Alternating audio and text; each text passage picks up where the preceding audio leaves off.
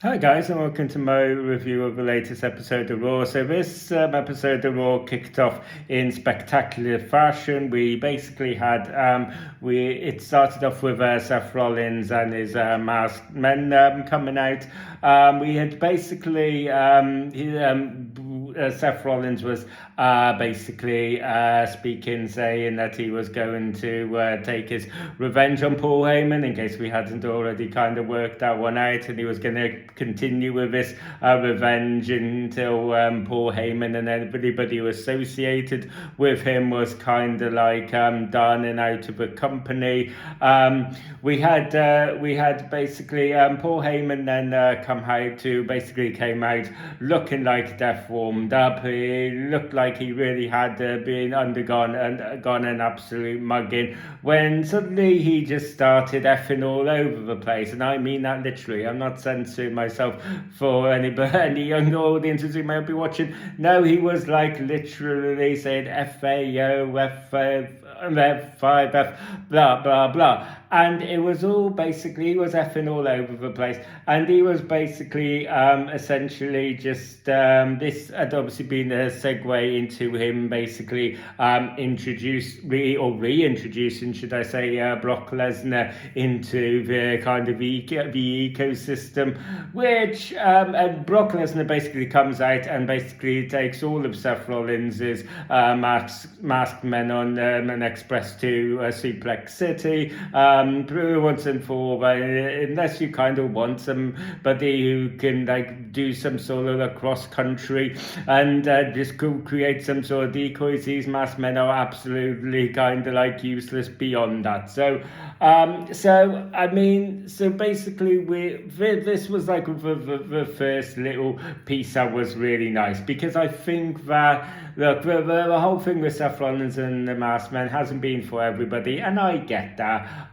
Personally, I have found some enjoyment over it, but yeah, I think that we've kind of, and I know that it's all been like a holding, because I guess there's been so many kind of like unknowns even with WWE in terms of what's going to happen, in terms of like fitness, in terms of it, is Braun Breaker going to be fit, and all, is Seth Rollins even going to be clear? I'm just reading between the lines with everything that's been kind of going on with Seth. It seems that they are protecting him a lot, so I think that this whole talk about him being not medically clear yet, I think maybe there is some truth in that, because yeah, they do seem to be kind of giving him quite a bit of protection right now. So basically, and obviously the masked men is all kind of tied into that. But yeah, it's run its course is basically what I'm saying.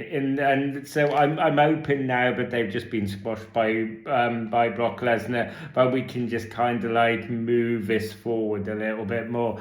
So yeah, we basically had Brock Lesnar suplex all the masked men till it was just Brock Lesnar and Seth Rollins basically staring each other down in the ring. And we thought that this was basically then going to be the play, right? That we were going to get, we were just going to get Brock Lesnar versus Seth Rollins, which isn't the match that we all really wanted. I mean, obviously we have seen it before in back in like 2019 when they had that feud with WrestleMania and SummerSlam. I think they feuded before then. I think maybe around 2015 as well. So we've seen it before, but I guess like we would have accepted it and we would have been okay, and I for one of these wouldn't have been able to hate it, right? Because I think that when you consider all the little unfortunate stuff that's been going on here, like behind the scenes on this road to WrestleMania, in terms of this story and in terms of this booking, I think the best thing we could like really hope for is at least we end up with a feud where there's that star power and it makes some narrative sense, right? And this is what you get, right? This is what you would have got with Brock Lesnar and Seth Rollins.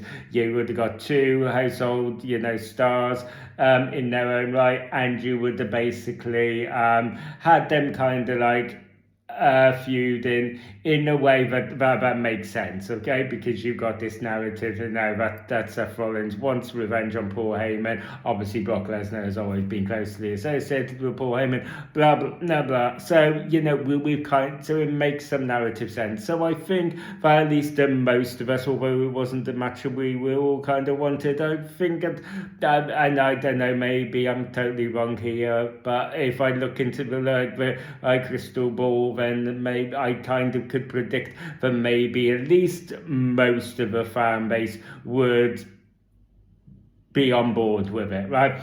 And then we basically, and then suddenly all the lights go out, and there was a horrible moment where we thought, oh God, no, the lights are going to come back on, and Seth Rollins has done the vanishing act, and we were this close to kind of closing out, getting our answers once and for all in terms of what was going to be WrestleMania, and now we just kind of, but no, this ends up turning into one of the best misdirections that we've seen on WWE, at least for me personally, because Obafemi's music hits, and I tell you, the crowd went wild for this, and I was totally pumped for this. I couldn't believe it. I knew that we were on the card, but I really was, I knew that this was kind of like a potential on the cards, but I wasn't convinced that we were necessarily going to get this. So I was so happy that in a way it seemed like WWE were kind of like preying on maybe our own expectations for them to kind of take this generic route, and instead they've just basically delivered this real big fan servicey moment where Obafemi basically comes out, and I've been saying it ever since Obafemi got promoted to the main roster. I don't think Obafemi needs any seasoning, right? I think that Obafemi is main event ready right now. I've been saying this kind of I think he's been ready ever since he got promoted to the main roster. We saw that previously before he even got promoted to the main roster when he had that match with Cody Rhodes, and people were really kind of down for it. He obviously had that connection with the crowd. He's got the little ring walk, and that I'm sure people like to do when they're doing their housework around the house and all that, and it's just great, right? And all of that, so it was just fantastic that we were basically getting this moment. Seth Rollins is basically kind of like just chilling in the corner of the ring at this point, almost sort of like this has been his plan all along. And maybe it was, we'll have to see what comes in the coming weeks. If they elaborate on it, maybe that Obafemi have got this, and Seth Rollins have got this alliance. We'll kind of have to wait and see to kind of see how they fully explain it all. But I just loved it, right? And so basically Obafemi comes out, Seth Rollins basically then exits the ring, and Brock Lesnar goes to confront Obafemi, and basically Obafemi basically picks Brock Lesnar up, slams him down with a sit-down powerbomb, which is you obviously no easy feat considering obviously the size and the stature of that Brock Lesnar has.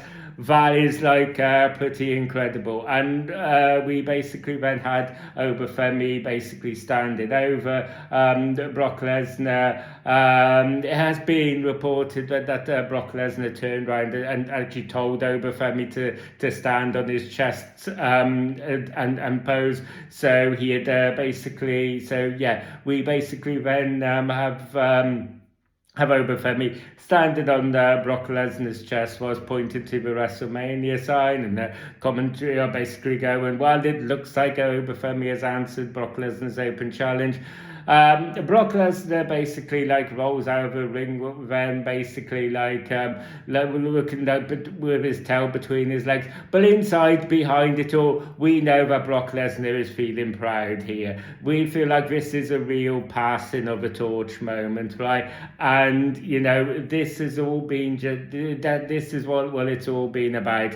And I think that there's been a lot of stuff online as well about this, where it's basically got these images of Oberfemi where he's basically looking to the outside ring area down at Brock Lesnar. It looks like he's got a tear in his eye. We got, and I guess I'm sure this was an emotional moment, and yeah, like I said, I'm sure that Brock Lesnar was absolutely so proud to be able to kind of like be part of this passing of a torch moment. So yeah, it was later confirmed in the show then that this is going to be a WrestleMania match. We are getting Oberfemi against Brock Lesnar. I think Oberfemi should absolutely destroy Brock Lesnar again in that match as well.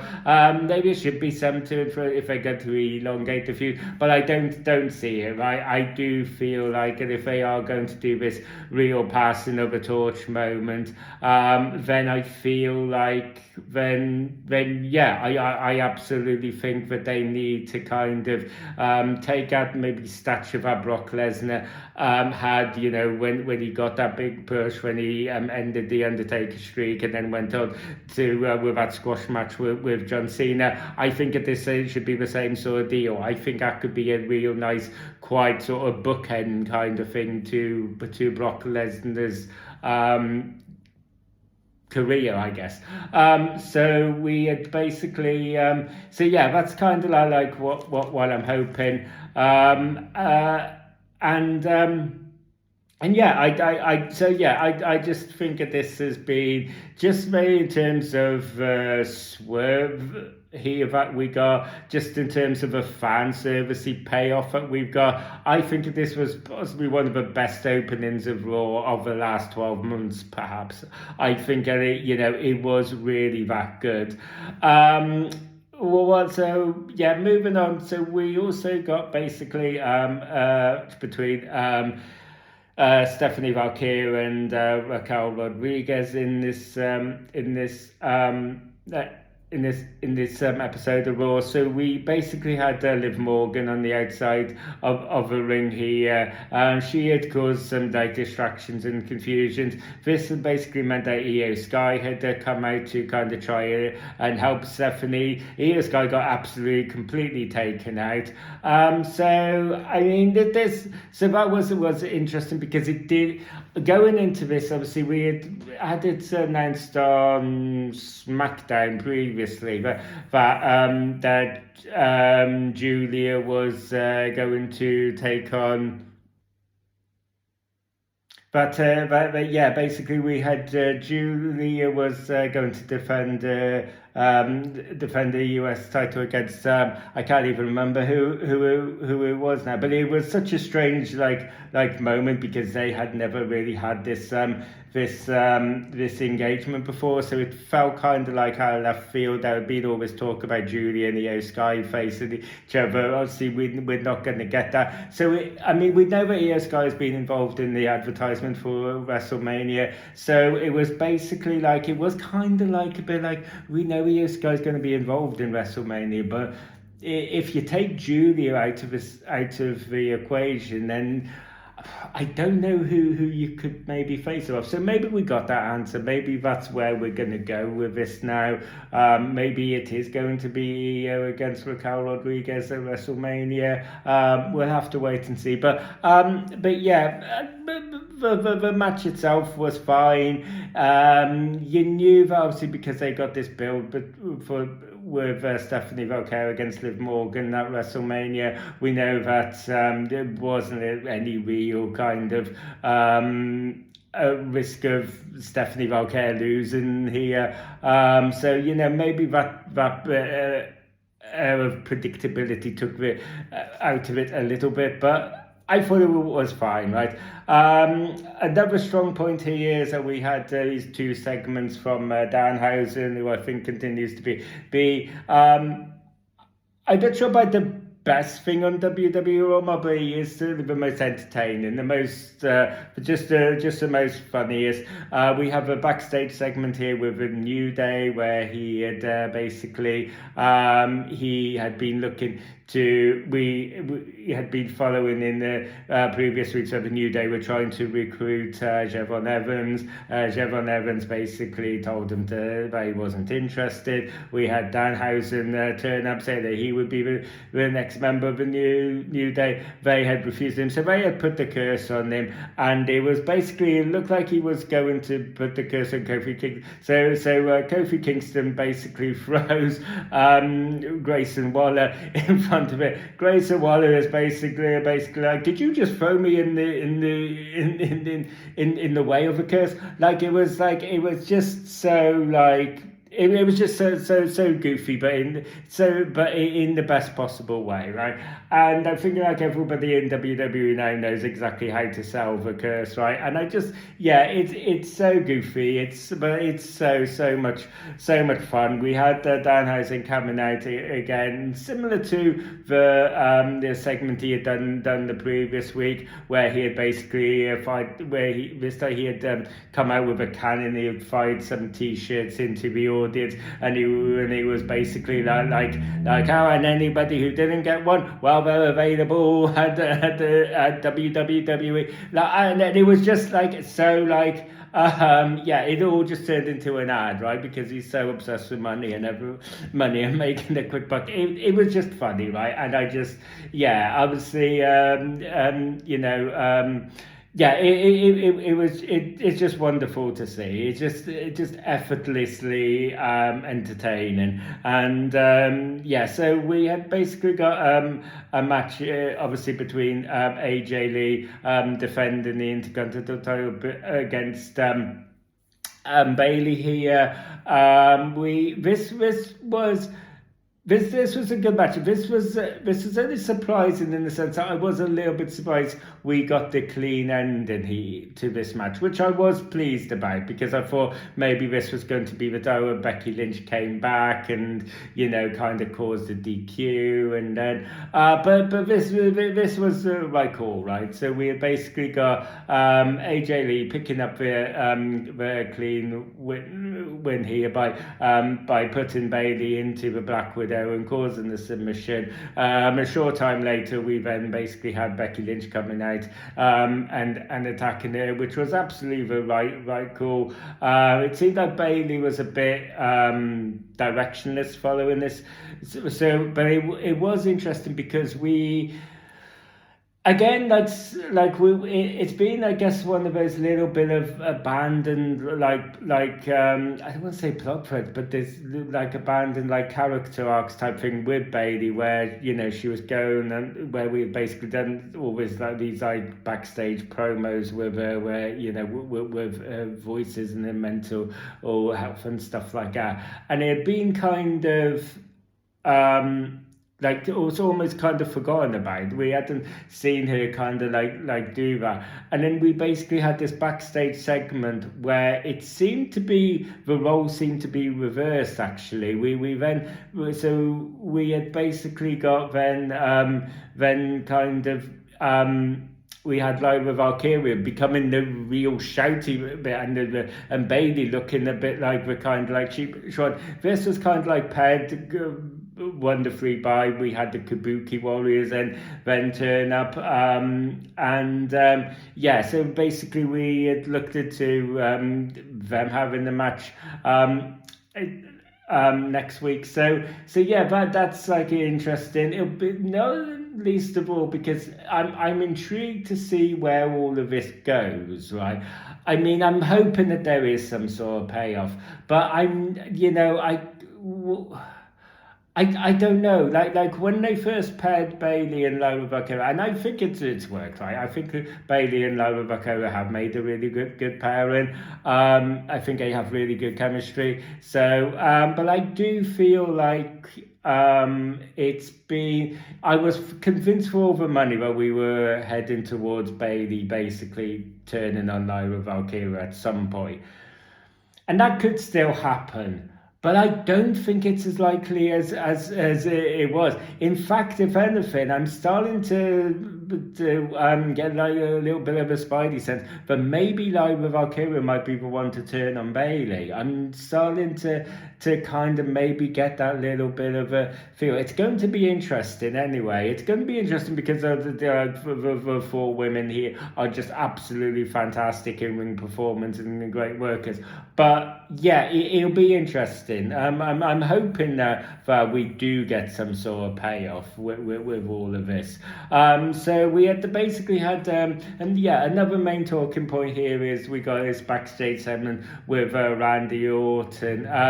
We had basically, obviously, I haven't chance to really talk about this yet, but yeah, so we had basically got obviously we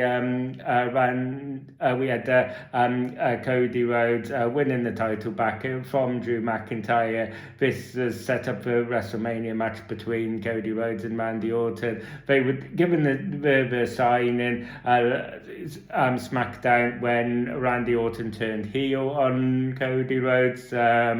Absolutely kind of like destroying him, and it was yeah, it was just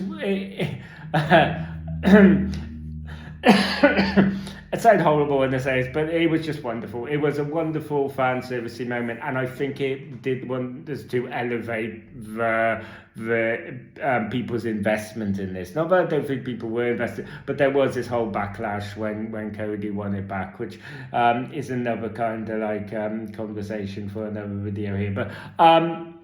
But yeah, I think that for anybody who was complaining, going, "Oh, we got Cody and Randy now," and it just seems like, oh well, obviously Cody's gonna retain and whatnot. This did a fantastic job of just elevating, not elevating Randy Orton, because that's the wrong way to put it, because he's Randy friggin' Orton. But I kind of like, what I'm kind of like mean here. There were these kind of like naysayers who were kind of like maybe going, oh well, obviously Cody, the White Knight, he's going to retain, and Randy isn't going to win that 15th. And yeah, this added jeopardy, right? This heel turn added jeopardy. It made Randy Orton look like a real big, like badass again. And we basically had him kind of like explaining his reasons for this, but not really. We had basically him on the phone to this mystery person, which is going to be really intriguing as well. And we basically had, yeah, I'm kind of like hoping we continue that now. We hopefully we get some payoff with that storyline as well. Probably going to pay itself off at WrestleMania, I'm suspecting. So that'll be interesting to see how all of that plays out. But yeah, basically Randy Orton is basically saying that he had spoke to this person, and they had reminded him that he was this quote unquote killer, and this is kind of like what started why he did what he did to Cody Rhodes at SmackDown,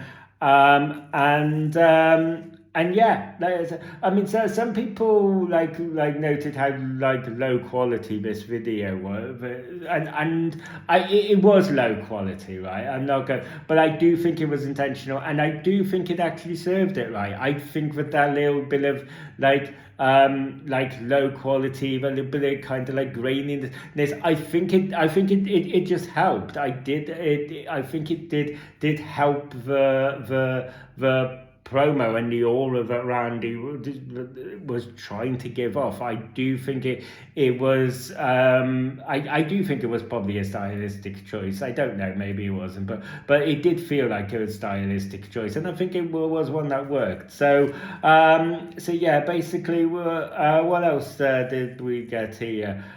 We had the match between OG Grande Americano versus New Grande Americano. Look, I think this has been fun, right? I think I do enjoy the goofier side of wrestling. That's why I'm enjoying Danhausen so much, and I've enjoyed this for what it is. I do think that we need to kind of like wrap it up now. I do think that it's sort of because they have been running these matches quite a few now on Raw. They've been doing it quite a bit on AAA as well. I do think the end game here is that we are going to have mask versus mask, and I just think they need to pull the trigger on that and maybe just kind of call it a day on that.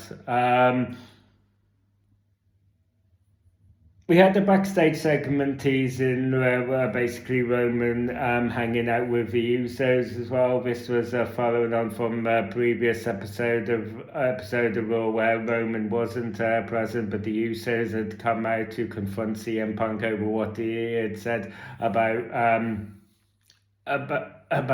Roman's late father. I do, yeah, and we basically had Roman essentially kind of talk through the camera here to basically like recruit all of the bloodline to basically go, yeah, let's get together, and if you want to go after CM Punk as well, you can do, but come the big main event, you leave him to me. We had got some teasers of a bloodline reunion. I don't think that's is what should happen. I don't think it is going to happen. I think it is a bit of a red herring. But yeah, I don't think that we are. I don't think it should happen. I think the last time that we had got it, it kind of like run its course. So yeah, I kind of like hope that we don't get that. But yeah, it's going to be interesting all of the same. I said in my previous review of Raw that I thought that the injecting the Usos into this was added another little layer and a little bit more spice to it, and it did make this feud more intriguing. So yeah, I'm all for it in that sense.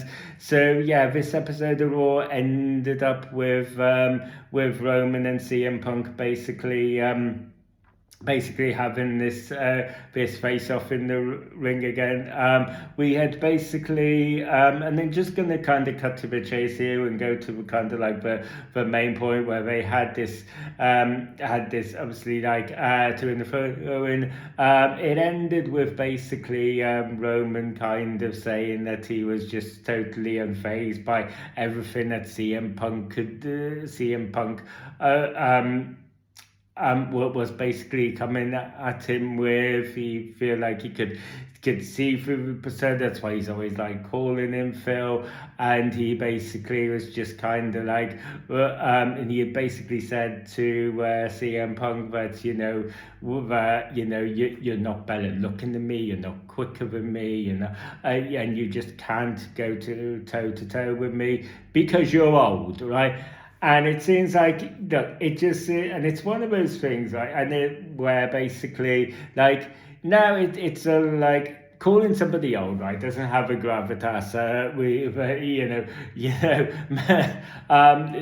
But at the end of the day, if that sounds like a type of insult that you like a little kid would kind of, your kid or your niece or your nephew would say, "Oh God, you're so old." Like, it just sort of, but in terms of the narrative that they were talking this, I think it worked, okay, because we basically did have CM Punk react to this. He did hit Roman Reigns. Roman Reigns was basically then just on the floor, kind of like looking at the Cheshire Cat, basically saying, "Look, there's your evidence. I'm actually inside his head," because CM Punk had made those comments about it, and even I didn't react. You know what I mean? So it's you now we know who's in whose head, and yeah, I think it worked. I don't think that it has. I don't think it had the weight that the previous two promos had. But I do think it still worked for, you know, what it was trying to accomplish. So yeah, that pretty much like wraps it up, guys. So yeah, all in all, guys, I thought that this was a really solid episode of Raw. I really did. Yeah, so yeah, thank you guys for taking the time to watch this video. If you enjoyed this video and you want to see more, don't forget to ring a bell for notifications. Don't forget to like and subscribe. Please feel free to let me know down in the comment section about what your own thoughts on this episode of Raw and what your own little fan theories are and all that going forward. And, you know, all that fun geeky stuff, let me know down in the comment section. And until next time, I will see you guys on the next video. You guys take care.